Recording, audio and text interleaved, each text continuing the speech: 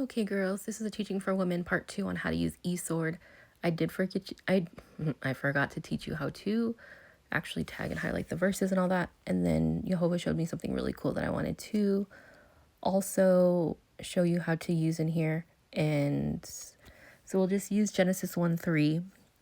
And Jehovah said, "Let there be light," and there was light. And so this isn't the sun, of course, because the sun isn't created till day 4. Yet it says, and he called the light day, and the darkness he called night, and the evening and morning were the first day. So he created the light first, then the night, light and darkness. So that is your day, 24 hours light, and then until the next 24-hour cycle when the day dawns again. It doesn't start at nighttime. So that's a lie. And this is also speaking of Yeshua. And Jehovah said, "Let there be light," and there was light. And so I wanted to show you guys how to do this, and this goes with a couple of verses. So I first wanted to show you, but I'll show you on Genesis 1:4, just how to do it there. You're going to double click where it says Genesis 1:4. Scroll. If you hit tag, that's how you can tag a verse to your tag bank, and it'll save it to your tagged verses. If you want to do highlight or note, right? I like to use note. So I'll show you what it looks like if we tag it. You can choose where you want to tag it. So like these ones I would do day dawning, right? Because it's part of the day dawning verses. So now we know that those two are tagged. The other thing, Genesis 1:3, I already have the verses in there. So I'm going to do it on Genesis 1:4 so that I can show you how to do it. Again, we're going to double tap there. Scroll over to where it says note. Now I know that I believe it's Colossians.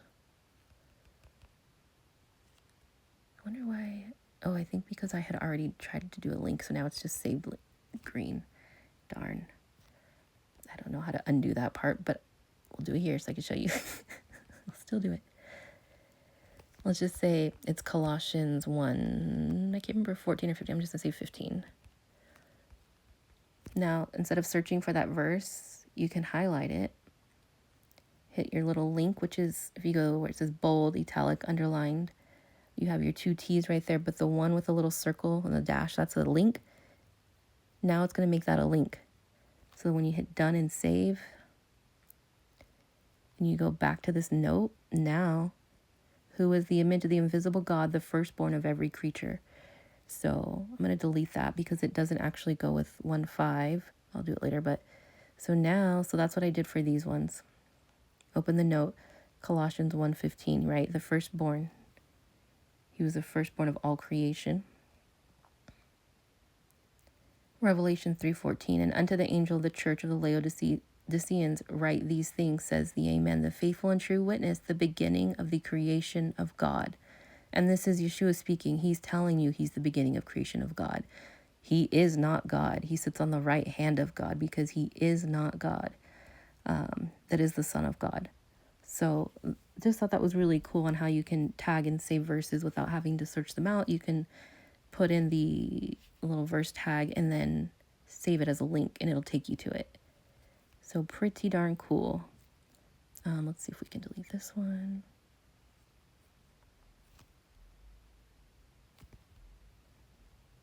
Okay, it's gone.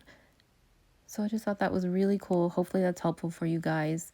Another thing I wanted to show you was like your history. If you go to this little clock, it'll show you your verses. So say you've been scrolling and you can't remember where you were at last. If you go to your history, it'll show you where you've been. If you go to this little search button, you can, I think I was searching Joshua. Okay, so the name of Yeshua is Joshua, right? In English. So that's going to pull up the verses with Joshua. You can do Old Testament only, New Testament only, whatever book you're in. So these is all times mentioned in Exodus because I was in that book. So like that. Or you can even do phrases. So let's say to love thy neighbor, right? The second greatest commandment, love thy neighbor. We can go all words. Phrase. Oh, I must be typing that in wrong. because I know where it's at, but now it's not showing up. So let's see. Leviticus 19. N-E-I-G-H, oh, I spelled it wrong. N-E-I-G-H-B-O-U-R.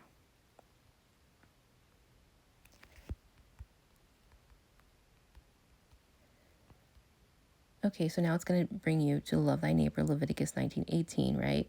So when Yeshua says, honor thy father and thy mother, thou shalt love thy neighbor as thyself, right? He's saying to, if you honor your father and your mother, that's commandment 5, right? You're supposed to teach it to your children's. You're supposed to teach the 10 commandments to your children so it can be a forever, everlasting covenant. Keep and teach the 10 commandments. And thou shalt love thy neighbor as thyself, which is also, which is this. He's quoting from here. You're going to rebuke them.